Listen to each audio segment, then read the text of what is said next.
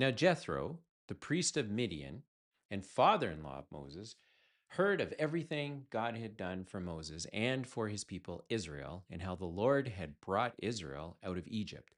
After Moses had sent away his wife Zipporah, his father-in-law Jethro received her and her 2 sons. One son was named Gershom, for Moses said, I have become a foreigner in a foreign land.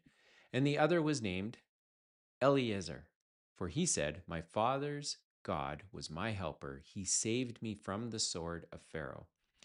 Jethro, Moses' father-in-law, together with Moses' sons and wife, came to him in the wilderness where he was camped near the mountain of God.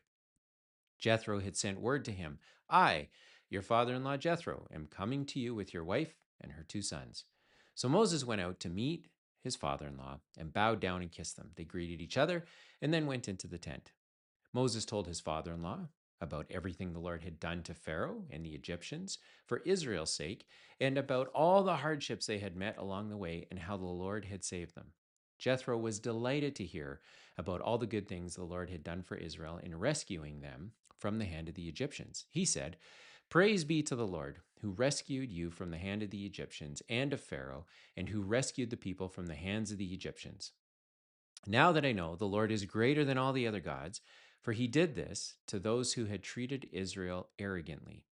Then Jethro, Moses' father-in-law, brought a burnt offering and other sacrifices to God, and Aaron came with all the elders of Israel to eat a meal with Moses' father-in-law in the presence of God. The next day, Moses took his seat to serve as judge for the people, and they stood around him from morning till evening. When his father in law saw all that Moses was doing for the people, he said, What is this you are doing for the people? Why do you sit alone as a judge while all these people stand around you from morning till evening? Moses answered him, Because the people come to see me to seek God's will. Whenever they have a dispute, it is brought to me, and I decide between the parties and inform them of God's decrees and instructions. Moses' father-in-law replied, What you're doing is not good. You and these people who come to you will only wear yourselves out. The work is too heavy for you. You cannot handle it alone. Listen to me now, and I will give you some advice, and may God be with you. You must be the people's representative before God and bring their disputes to him. Teach them his decrees and instructions, and show them the way they are to live and how they are to behave. But select capable men from all the people, men who fear God, trustworthy men who hate dishonest gain, and appoint them as officials over thousands, hundreds, fifties, and tens. Have them serve as judges for the people at all times, but have them bring every difficult case to you. The simple cases, they can decide for themselves. That will make your load lighter because they will share it with you. If you do this and God so commands, you will be able to stand the strain, and all these people will go home satisfied. Moses listened to his father in law and did everything he said. He chose capable men from all Israel and made them leaders of the people, officials over thousands, hundreds, fifties, and tens. They served as judges for the people at all times. The difficult cases they brought to Moses, but the simple ones they decided themselves. Then Moses sent his father in law on his way, and Jethro returned to his own country. That's Exodus 18. And there's so much going on there. I'm not even really sure where to begin about what I think. As we read through this, first of all, a bunch of people going through the desert. The nation Israel, had left Egypt under Pharaoh, ran away, went through the water, did all the stuff that you can read about in the Old Testament. But Moses was the guy. Moses went to Pharaoh, said, Let my people go. People left. Moses starts walking through the desert with them and realizes people are people and they have issues, and those issues need to be dealt with. And all the people came to him to get those issues dealt with. His father-in-law comes along and says, Hey, Moses, like, this just is not sustainable. You can't be the guy that everything rolls up to. You can't answer everyone's question. You can't judge all the cases. You can't do all the work. Funny, it was his father-in-law, not his father. But that's kind of the context for what's happening here. And as a business owner, I'm challenged by this idea of what am I still doing myself that someone else should be learning to own. I think this is what so many different entrepreneurs struggle with. It's that old idea that if I don't do it, no one's going to do it as well as I can do it. I'm at a stage in my life right now where I'm learning that I have to let our team learn how to make mistakes. Even though I'm the owner, I was able to rescue a business from the place that it was in. There's this idea that a fellow named Ben Horowitz talks about where there's like a wartime CEO and a peacetime CEO. And I'm certainly a wartime CEO where when there's problems, I'm the guy that should get in and quickly take command, work well under stress. But as things start to settle out and become peaceful, I'm better served to serve a leadership team and help them fill in their gaps, which is what I spend most of my days doing right now. But as an entrepreneur, as a business owner, I think these are things we struggle with. I think we struggle with this idea that I just need to do everything. I got to have my hands on everything.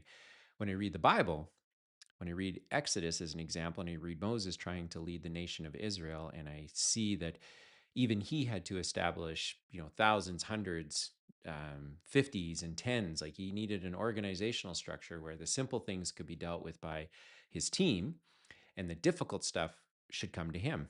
And that I think serves as a great model. Again, my context is this year I'm on a hunt to understand how the Bible can be applied to me as a business owner.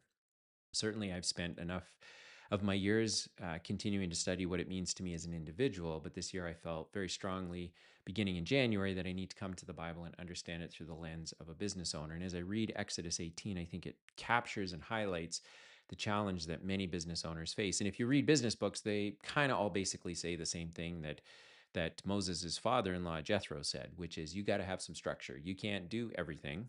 In fact, you're probably so valuable with all the knowledge and experience, in this case, faith and relationship with God that you have, that you're better served to take on the difficult stuff, but build some structure around the simple things. And if the people don't know the simple things, then teach them the simple things. So if they come across simple things, they know how to deal with them. And I think that's very instructful for me as a business owner. But if you've been listening to what I've been sharing over the last little while, then you know that I'm also trying to understand if, as a Christian, I follow the life of Jesus Christ. That's the model, the perfect individual that walked the face of this earth, hung on a cross, died for my sins. And I have the opportunity to use him as the model for how to navigate in the world as an entrepreneur.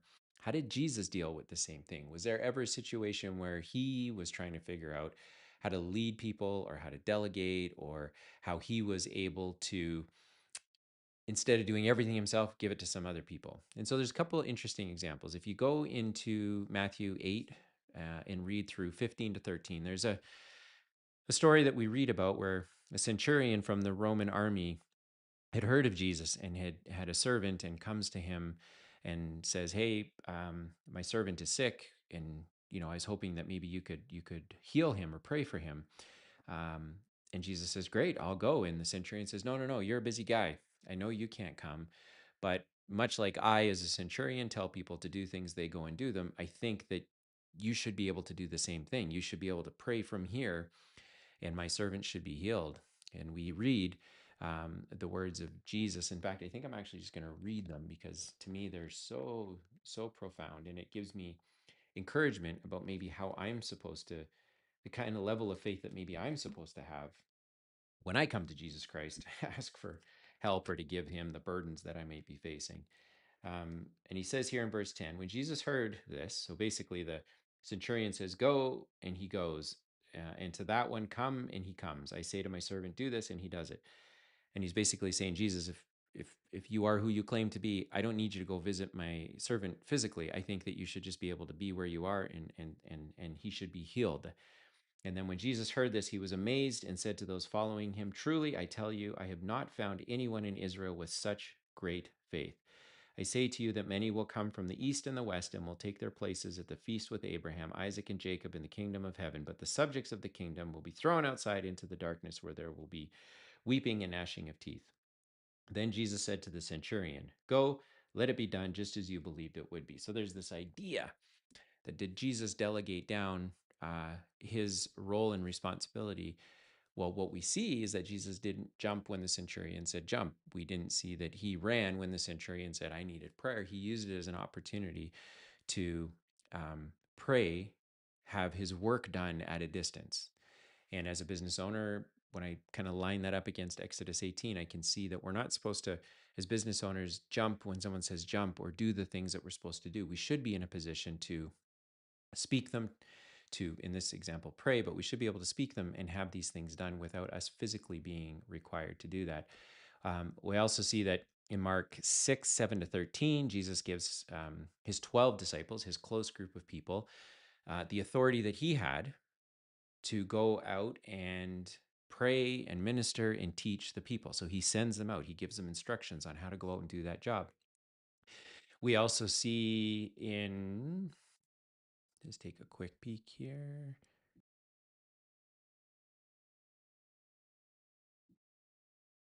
In Mark 6:30, that the disciples come back after he had sent them out, and they report to him all that they had done and all that they had taught. And so where I pull this to kind of a conclusion is, I say to myself, in the Old Testament, I can see that God's law had said, Moses, the fellow that walked with God very closely and had a great relationship with God, was given instructions from his father-in-law to say, you can't do everything yourself.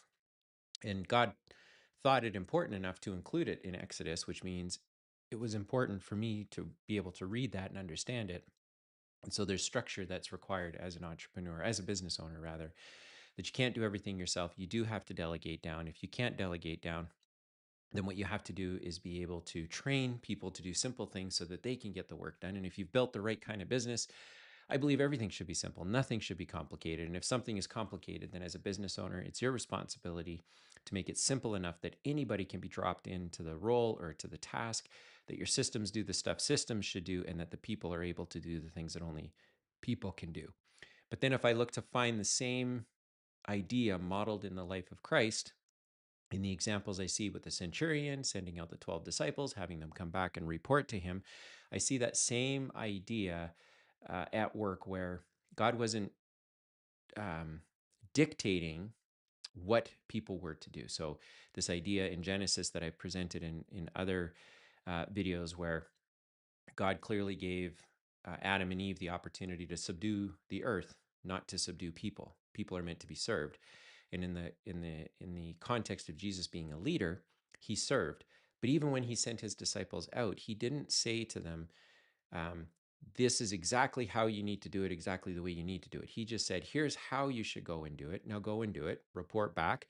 Let's go have some dinner, talk about what worked, what didn't work, so we can send you back out again and make it better. And so I see Moses with his father-in-law giving him advice. I then see that same theme in the life of Christ, which says to me as a business owner, how do I answer the very specific question of, am I still doing something myself that someone else should be learning how to own? And that can be really hard as an entrepreneur, but thank goodness I can come to the Word of God and I can see that there's some instruction there on what I should do. And that's not for everyone. I know some business owners have this idea that just because I said it, it should get done. They rule with an iron fist. That's fine. That's one way to run a business. I come at it from the approach of, how can I serve? And if I need help on understanding what does it mean to serve, in Exodus 18, I see what it means practically. To help people learn how to do simple work. And then in the life of Christ, I see how he taught them and showed them how to do what he was doing, so they could go out, the disciples could go out and continue to expand the ministry and tell people about God, and then come back and let Jesus know how it went. And I find that very instructive.